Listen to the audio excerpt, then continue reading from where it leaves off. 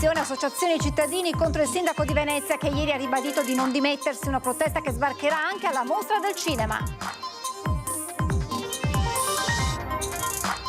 Un ufficio di missioni con moduli prestampati davanti al municipio di Mestre, la provocazione di Ambiente Bene Comune in scena a margine del presidio di protesta della mattinata.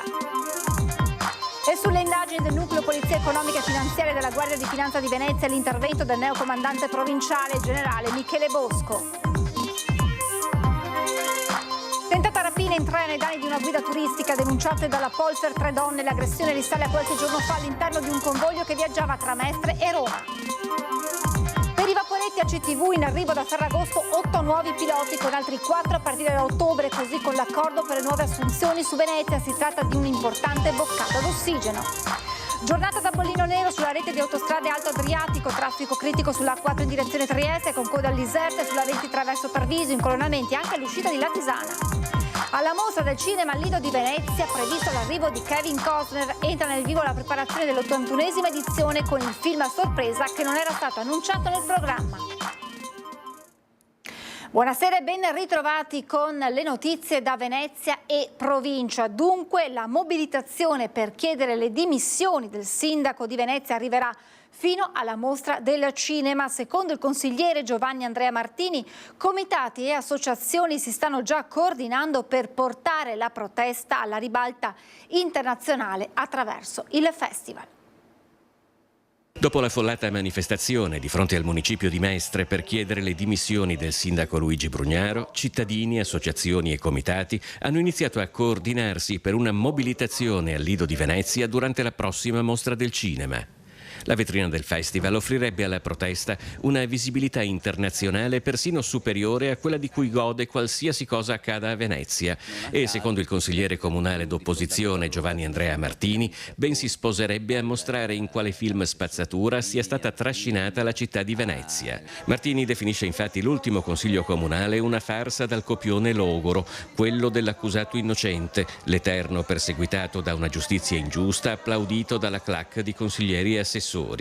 Di tutt'altro avviso il senatore Luca De Carlo, coordinatore regionale di Fratelli d'Italia, il cui partito ha rinnovato la fiducia al sindaco nell'ultimo consiglio. Io credo che non abbiamo nessuna paura di assumersi la responsabilità di quello che è stato. Ripeto, la magistratura farà chiarezza, il sindaco è stato molto chiaro rispetto a ciò che crede, poi noi abbiamo lì una classe dirigente molto matura, il presidente della città, tra l'altro il senatore Speranzon, che sta conducendo perfettamente tutte le operazioni, per cui io sono molto fiducioso che, a parte il fatto che Fratelli d'Italia risulterà estraneo a qualsiasi tipo, per noi la legalità è una cosa fondamentale ed importante. La Lega è andata oltre. Il capogruppo Alex Bazzaro ha annunciato la volontà di consegnare a Brugnaro la tessera onoraria del partito. Di diverso parere la capogruppo del Movimento 5 Stelle in regione Erika Baldin, tra le prime a chiedere le dimissioni del sindaco, presente alla manifestazione in via Palazzo. Perché sono 9 anni in cui questa città è immobile, non ci sono i servizi pubblici per i cittadini vengono calpestati ogni giorno e questi conflitti di interessi continui, giornalieri, hanno devastato l'immagine di questa città. Quindi è arrivato il momento di dire a Brugnaro e alla sua giunta di dimettersi, di andare a casa. Questo al di là di quelle che sono le indagini della magistratura. Dal punto di vista politico non convince neanche la relazione chiesta da Brugnaro alla direzione del Comune di Venezia sulle società partecipate direttamente o indirettamente interessate dall'indagine. Mi sembra un po' tardi entrare nel merito delle partecipate dopo 9 anni in cui si discute di mancanza di personale, salari non adeguati e 1000 problematiche di organizzazione. Pensi che a CTV non ha neanche il direttore del personale e il problema è proprio il personale. Un ufficio di missioni con moduli prestampati davanti al municipio di Mestre è la provocazione di Ambiente Bene Comune durante un presidio di protesta per ribadire la richiesta di dimissioni del sindaco e della giunta. La mobilitazione di protesta, cominciata dopo l'inchiesta della Procura di Venezia, non si ferma. Di fronte al municipio di Mestre è apparso un ufficio mobile aperto al pubblico, pronto a raccogliere qualsiasi tipo di dimissioni. In cima alla lunga lista delle più svariate categorie che possono compilare la pratica in carta semplice o in bollo, ci sono la carica di sindaco, assessore e consigliere comunale. Ma soprattutto attraverso un modulo prestampato si possono dare le dimissioni da cittadino accondiscendente per annunciare il proprio passaggio da chi sta in silenzio a chi vuol far sentire la propria voce. Le lettere sono disponibili per chiunque lo desideri. Andando bene, ieri ne abbiamo raccolto una 50. Sono tutti cittadini dimessi, nel senso dell'aggettivo del termine, però combattivi, perché tutti mi dicono: ma io veramente non sono mai stato zitto. Sì, però adesso è il caso di alzare la voce sul serio. E quindi quando quest'urna sarà piena di dimissioni le consegneremo al nostro primo cittadino, sperando che l'esempio dei suoi cittadini lo porti a fare il passo. 2 settimane fa, di fronte a Ca' Farsetti, si è tenuta la prima protesta silenziosa di richiesta dimissioni del sindaco e della giunta. Accanto all'ufficio dimissioni mobile di Mestre si tiene un'iniziativa con la stessa richiesta, ma parlata, in via Palazzo. L'amministrazione deve capire che la gente non se ne va. E ce ne siamo andati a casa. Certo, ieri ci ha raccontato le favole, io sono innocente, sono bravo, ha fatto scrivere la sua relazione dai suoi avvocati perché erano tutte legali le cose, ma è un sistema che la magistratura ha detto il sistema Brugnaro, cioè senza la democrazia. La gente deve tornare a partecipare, a stare col fiato sul collo alle istituzioni. E sulle indagini del Nucleo Polizia Economica e Finanziaria della Guardia di Finanza di Venezia, l'intervento del neo comandante provinciale, il generale Michele Bosco. Fa già parte del pool di investigatori che operano con la Procura anche nell'ambito dell'inchiesta sulla presunta corruzione a Venezia. È il nuovo comandante provinciale della Guardia di Finanza di Venezia, il generale di origini trevigiane Michele Bosco. Spiega, in base alla sua esperienza pregressa, come avvengono le indagini di questa portata. Normalmente le nostre indagini sono indagini di polizia economico-finanziaria, quindi molto tecniche, per cui ci vogliono parecchi mesi, anzi direi qualche volta anche anni, perché il volume di carte da studiare, il numero di file da ispezionare è sempre altissimo. Quasi 1 migliaio le carte della Procura di Venezia sull'indagine della Guardia di Finanza che sta scuotendo la città. E da parte nostra c'è sempre un grande scrupolo, perché si tratta sempre di analizzare aspetti non solo economici ma anche personali molto delicati. I particolari su come si sviluppa questo ramo di indagine dopo la stretta di mano che ha siglato il passaggio di consegne con il suo parigrado Giovanni Salerno. Il generale, dopo 3 anni alla guida delle Fiamme Gialle veneziane, ora a Roma al comando del nucleo speciale anticorruzione. E proprio l'ex comandante ha ricordato il grande lavoro fatto anche a tutela della spesa pubblica nell'individuazione e segnalazione a Venezia di percezione illecita di finanziamenti. Ci sono delle attività di indagini, dei successi che da un punto di vista professionale danno grandi soddisfazione. Dal punto di vista personale devo dire che fondamentalmente mi sono innamorato letteralmente della città di Venezia. Tragedia intorno alle 17 di questo pomeriggio sulla spiaggia del Deben al Lido di Venezia. Un anziano è stato colto da un improvviso malore mentre stava facendo un bagno. È stato subito soccorso da alcuni bagnati che erano lì vicino e dal personale di salvataggio. Nonostante i tentativi di rianimazione, purtroppo non c'è stato nulla da fare sul posto, anche polizia e personale del SUEM. 3 donne sono state denunciate con l'accusa di tentata rapina nei confronti di una guida turistica. La vittima è stata aggredita in un treno che aveva appena lasciato la stazione di Mestre. È stata aggredita in treno da 3 donne, poi rintracciate e denunciate, che hanno tentato di rapinarla con schiaffi e spintoni.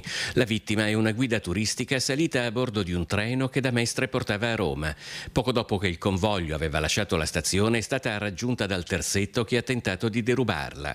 Dopo la denuncia agli uffici della Polizia Ferroviaria di Roma, la squadra di polizia giudiziaria compartimentale ha iniziato le indagini, sfruttando anche le immagini di videosorveglianza del treno che hanno consentito consentito di individuare le 3 donne sospettate di essere le autrici della tentata rapina.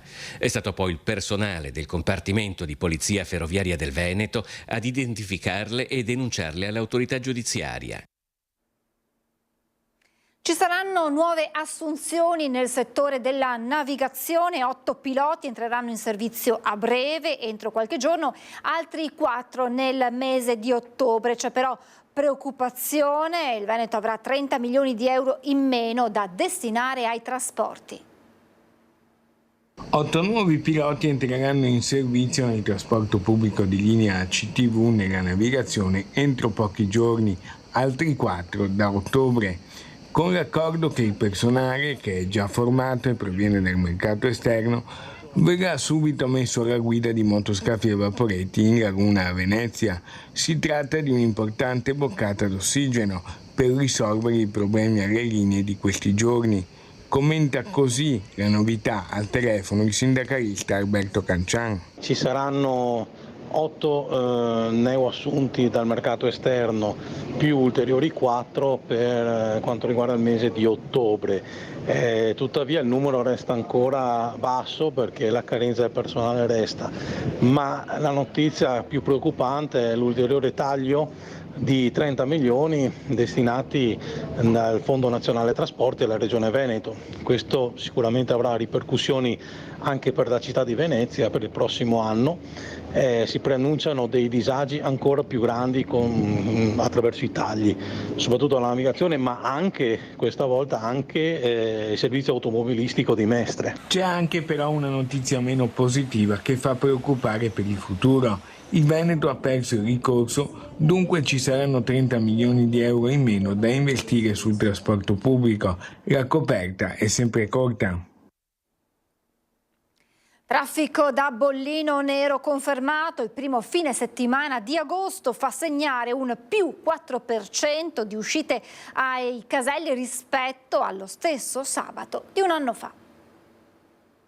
Il temuto ingorgo con tanto di imbuto e le immancabili code fino a 3 chilometri registrati già a partire dalle 11, prima lungo l'asse di competenza di CAV, cioè in A4 da Padova Est nel tratto con il bivio di Dolo verso Mestre e nell'innesto con i veicoli provenienti dalla 13 direzione Trieste. Poi intorno all'ora di pranzo verso le 13 il secondo stop con il lungo serpentone di auto con code fino a 5 chilometri lungo l'asse orientale da Portogruaro fino alla barriera di Trieste nel tratto di competenza di Autostrade Alto Adriatico. Bollino nero confermato, già alle 14 c'era una tendenza in aumento anche di traffico rispetto all'anno scorso del 4%.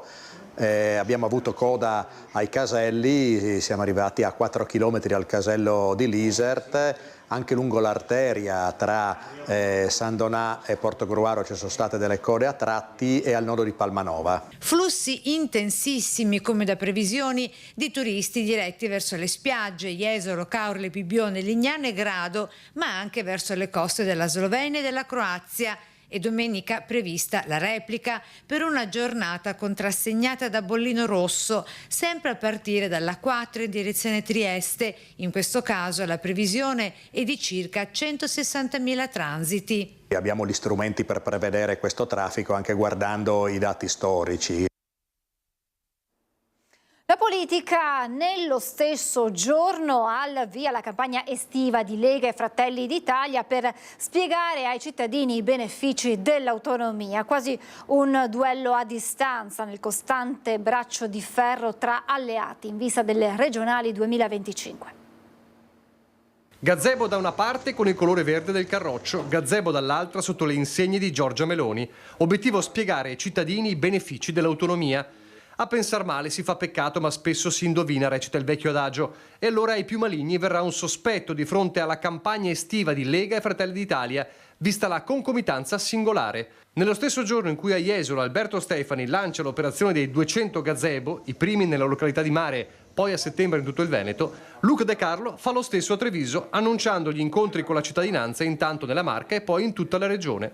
E se è vero che i meloniani puntano a spiegare anche le altre riforme del governo, premierato, fisco e giustizia, è altrettanto chiaro che quello con la Lega sembra l'ennesimo sgomitare per attribuirsi i meriti della legge Calderoli, magari pensando alle regionali 2025. De Carlo nicchia, ma non rinuncia alle precisazioni. Mi risulta che facciamo parte della stessa maggioranza, cioè quella maggioranza che ha approvato l'autonomia. Se poi io devo essere sincero del tutto, questa è la maggioranza governo Meloni che ha approvato l'autonomia, perché prima di maggioranze dove c'erano tutti, le abbiamo già viste e nessuno ha portato a casa il provvedimento. Ma volete mettergli il cappello sopra dell'iniziativa? No, non abbiamo bisogno, lo dicono i fatti. E una stilettata la lancia anche all'alleato di centrodestra che più è sembrato tirare il freno negli ultimi tempi. Oggi tutte le forze devono andare in piazza, anche Forza Italia deve scendere in piazza a spiegare la bontà di quello che abbiamo fatto, perché abbiamo fatto tutto con il governo di centrodestra, lo abbiamo fatto assieme, non l'abbiamo fatto l'uno contro l'altro. Semmai sono gli altri che devono andare in piazza a spiegare perché l'autonomia andava bene prima e non va bene adesso che l'abbiamo fatta noi.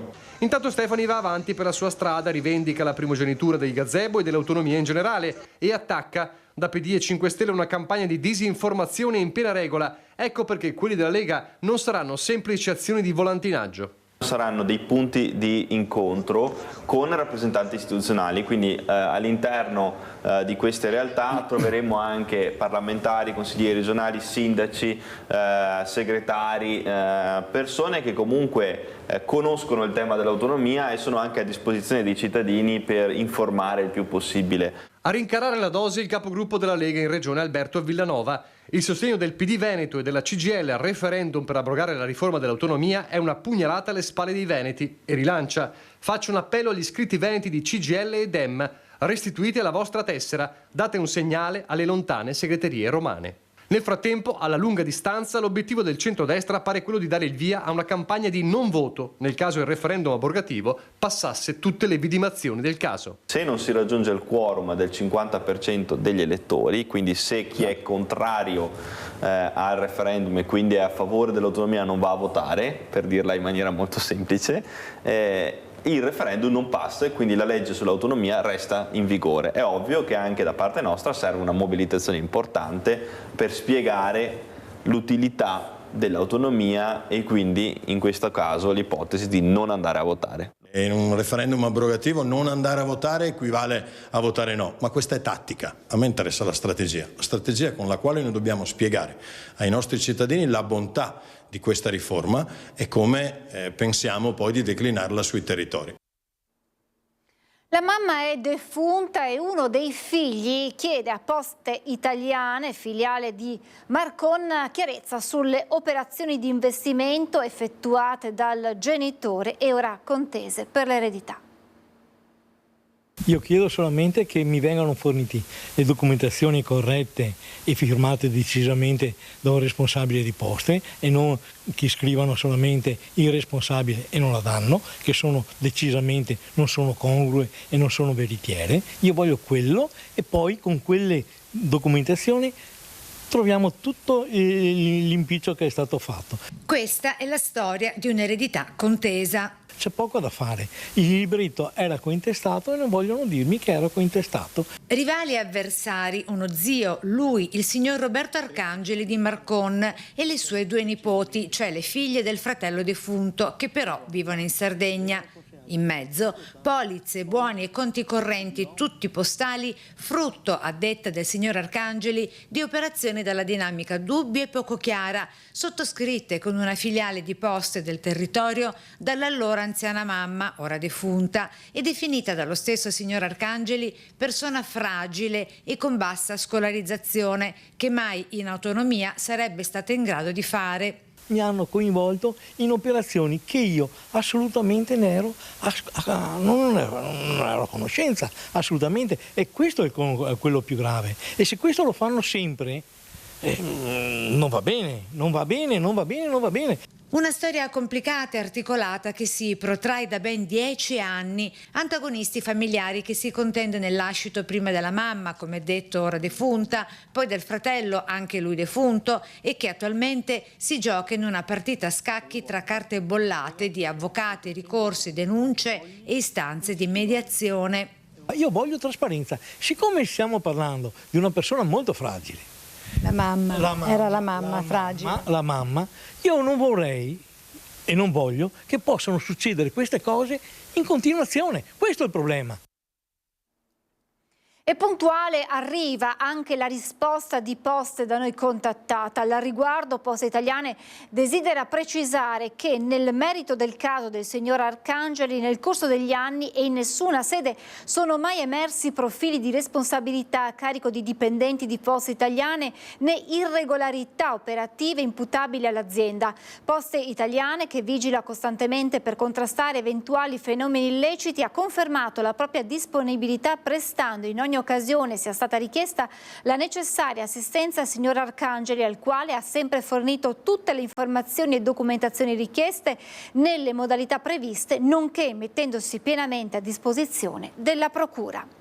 Cambiamo completamente argomento perché entra nel vivo la preparazione della 81esima Mostra Internazionale d'Arte Cinematografica di Venezia, con un film a sorpresa che non era stato annunciato nel programma del festival. Vediamo di che cosa si tratta. Horizon American Saga capitolo 2 di e con Kevin Costner è l'ultima gemma in ordine di tempo portata a casa dal direttore della mostra del cinema Alberto Barbera, che sarà presentata alla Mostra Internazionale d'Arte Cinematografica di Venezia. Verrà proiettato il film in anteprima mondiale al Lido sabato 7 settembre, ultimo giorno del festival, come evento fuori concorso, unitamente al capitolo 1 della saga. Capitolo 1 che è stato già presentato a Cannes, mentre il secondo è un'anteprima tutta veneziana. Un programma, quello del festival, che si preannuncia davvero scoppiettante. Nei prossimi giorni sarà pubblicato il calendario delle proiezioni e quindi partirà la grande caccia al biglietto. I temi sono tanti, i temi ricorrenti sono per esempio la capacità di ragionare sulla sessualità nelle sue varie forme, anche quelle erotiche, anche quelle pornografiche, sui rapporti affettivi fra uomo e donna che cambiano continuamente e sono soggetti a una precarietà assoluta.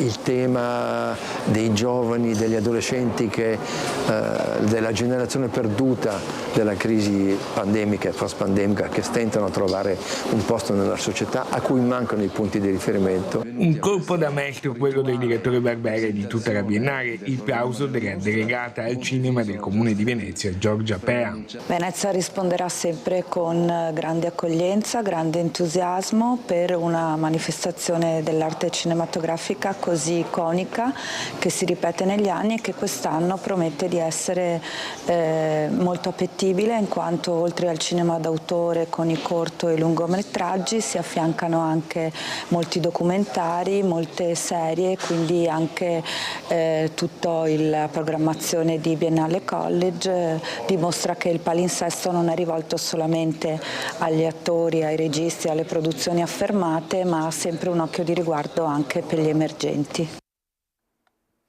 Ed è tutto, siamo in chiusura di telegiornale, vi lascio ora la sigla e poi come sempre le previsioni del tempo. Grazie per essere stati con noi, buona serata.